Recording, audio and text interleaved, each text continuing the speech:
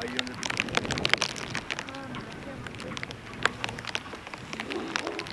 y ahí para abajo arranca luego comienza. Sí, estuve al principio, sí. Estuve hasta que tuve que irme en realidad por el tema de la pandemia, ¿viste? Porque, Sí, sí.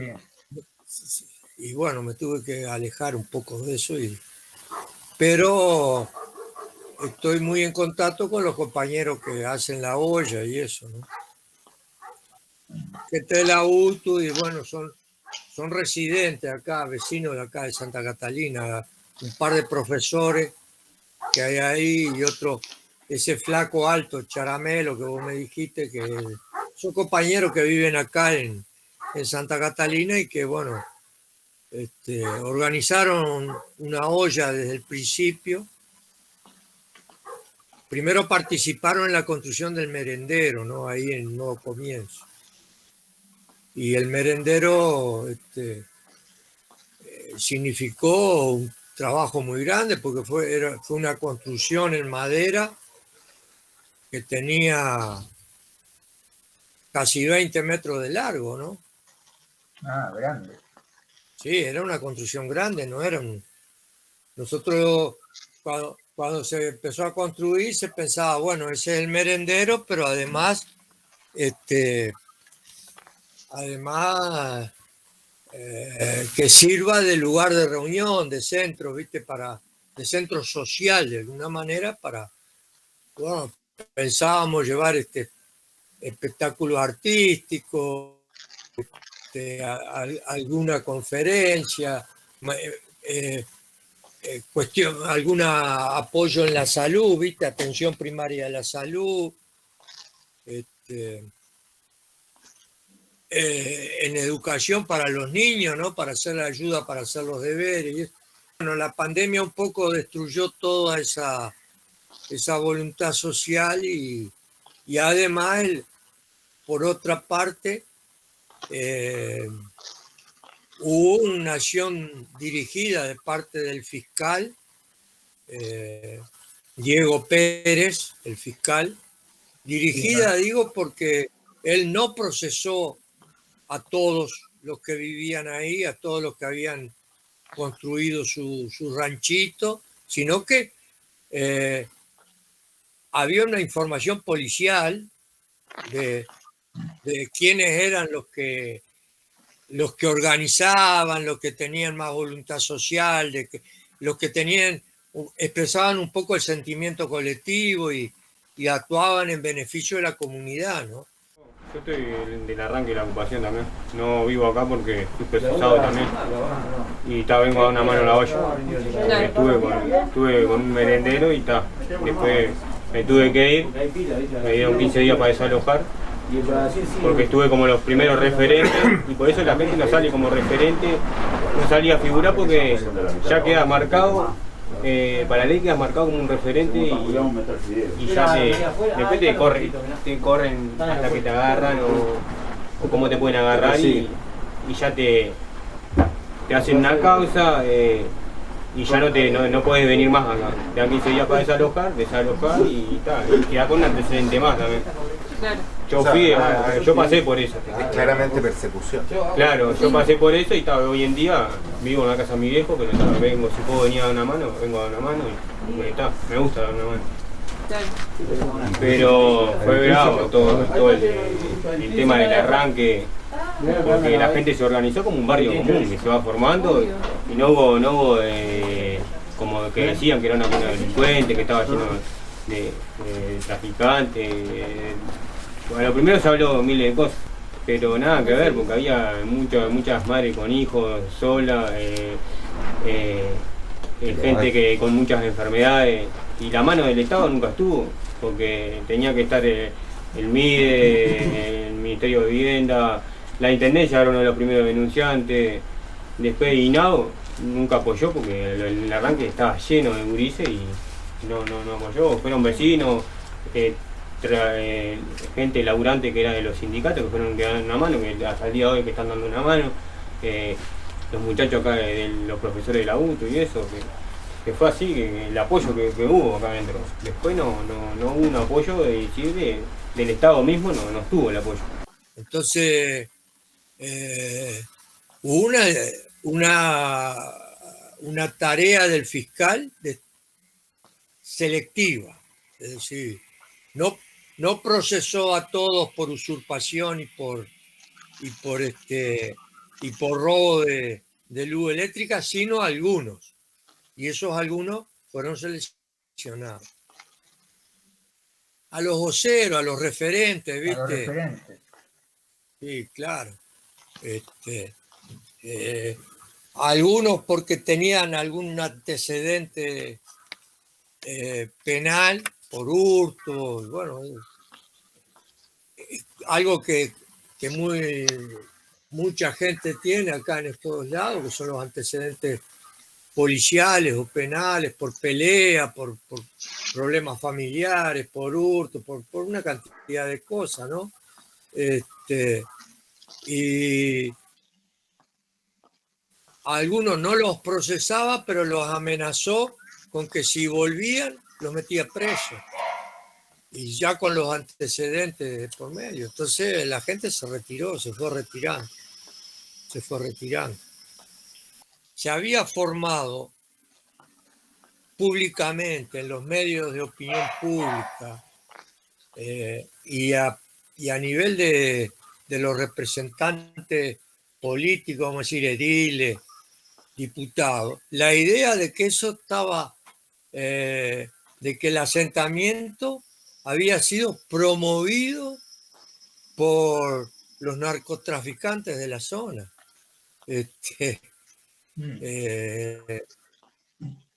Algo inaudito, porque vos fijate que en un momento inicial hubo 500 familias ahí, fue como una explosión.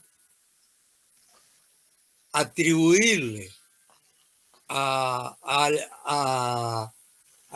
las bandas de narcotraficantes la autoría de hacer un asentamiento no tiene sentido.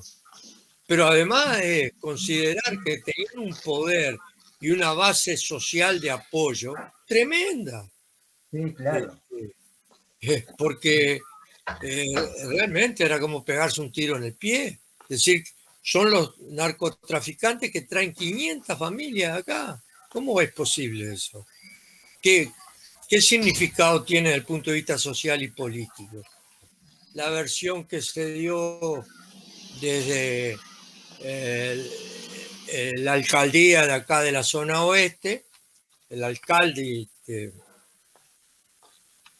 lamentablemente el alcalde Gabriel Otero se llama, ahora es diputado,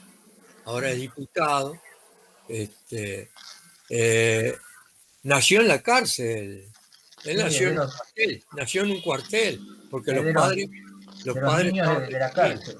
Sí, y ahora, y fue el que lanzó al aire, lanzó a la opinión pública esa versión de que era la banda más conocida de acá de narcotraficantes, la que había acá en el cerro, digo, ¿no? La banda más conocida de narcotraficantes, la que había tomado la iniciativa de ocupar el terreno, ¿no? Cosa inverosímil. Más cuando él se educó en un movimiento político que estuvo sumamente vinculado a todas las ocupaciones. Por suerte apareció todo el tema del planteo hacia las Naciones Unidas y bueno, eso un poco restableció la opinión.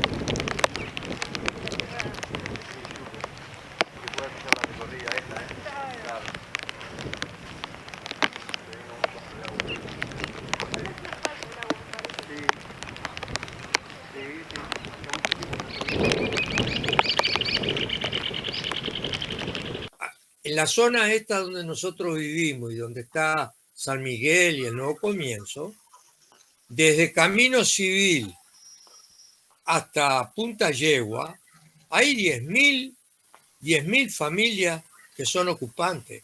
Los terrenos están todos ocupados. Hace 32 años, cuando yo me vine, yo ocupé un terreno. Me metí en un terreno. Después me construí una casita ahí. Pero eso fue normal. Mis vecinos estaban todos por necesidad. Nadie viene a ocupar un terreno por gusto, porque se siente más libre. No, vienen obligados por las circunstancias, vienen obligados por las condiciones de vida. Es la solución.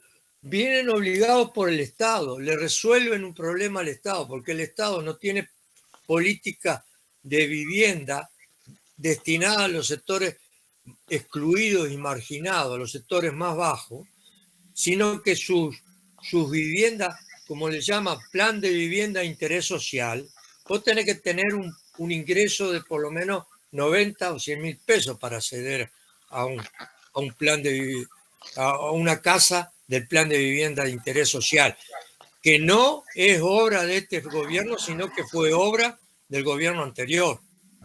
O sea, el interés social tiene un valor que son entre 80 y 100 mil pesos de ingresos familiares.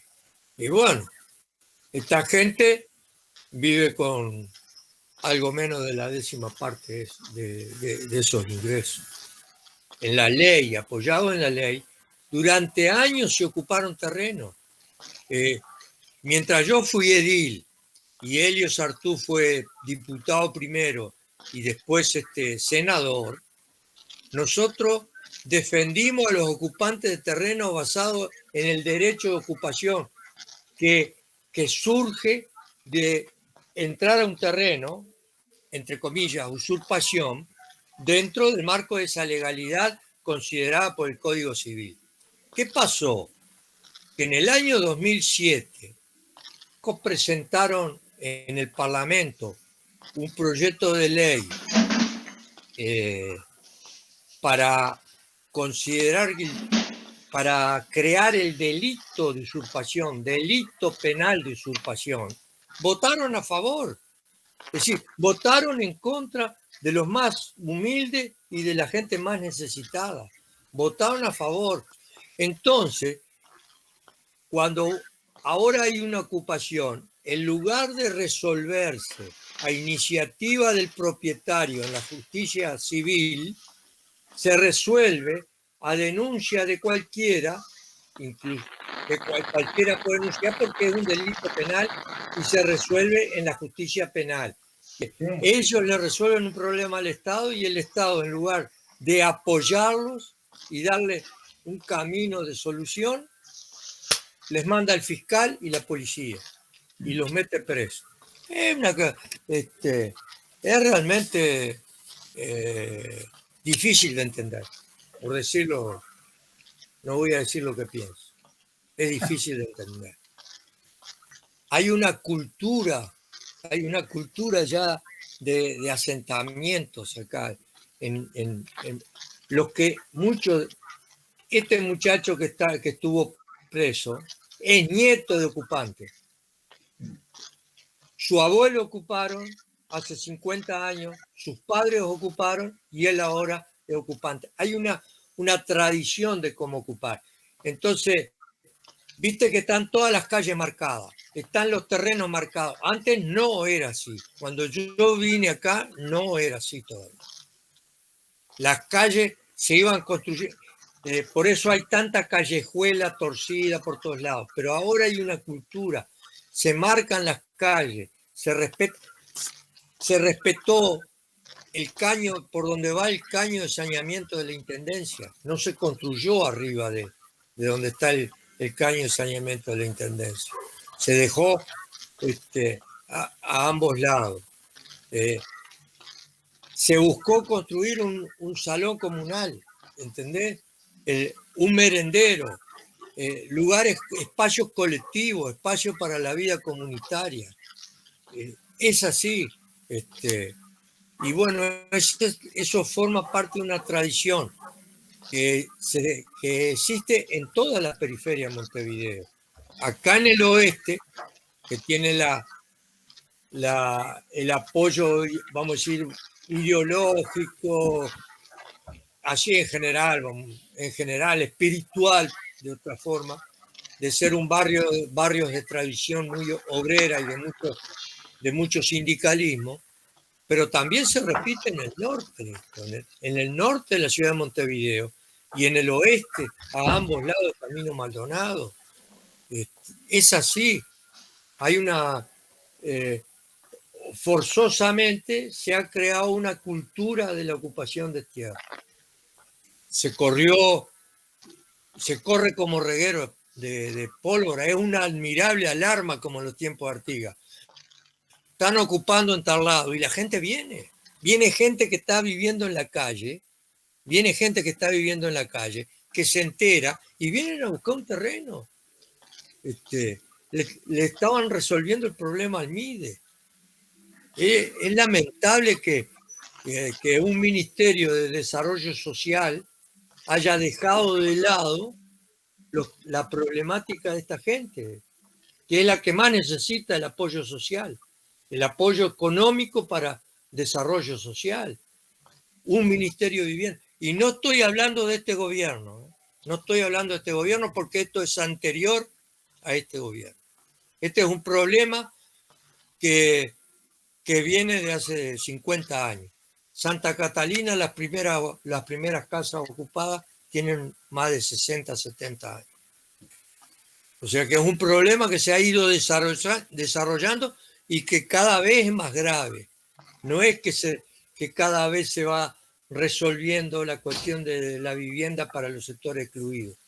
Ahora todo el mundo dice, aumentaron en 110.000 la cantidad de pobres. Bueno, ¿cuántas viviendas significa eso?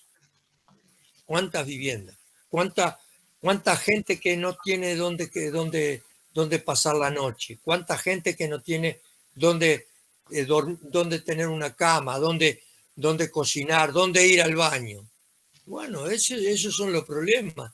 Entonces, en lugar de eso, el Ministerio de Vivienda se fijó durante 15 años, durante 20 años a partir de su creación, en que cómo resolver la cuestión desde el punto de vista hipotecario. Sustituyó al banco hipotecario para el negocio de construir vivienda. Y cuando no se puede pagar, te quedas sin vivienda. Esa es la solución que te da el Estado. Esa es la solución que te da el banco hipotecario, que te daba el banco hipotecario y que ahora te da la Agencia Nacional de Vivienda y el Ministerio de Vivienda. No, por favor, eso es una barbaridad. Y estuvimos 15 años en ese gobierno con mayoría parlamentaria sin haber cambiado esa ley y darle un sentido social a la cosa. No es que estén negados a hablar con el Ministerio de Vivienda, es que el Ministerio de Vivienda no tiene nada para ofrecer, la Agencia Nacional de Vivienda no tiene nada para ofrecer, el Parlamento no tiene nada para ofrecer. Vino algún diputado a negociar, les prometió que la Intendencia iba a poner el terreno, que el Ministerio de Vivienda iba a poner un banco de materiales y que entonces iban a resolver, iba a haber préstamos, no sé qué. No hubo nada porque no hay voluntad política y no hay resortes jurídicos legales para hacerlo. Es así de sencillo.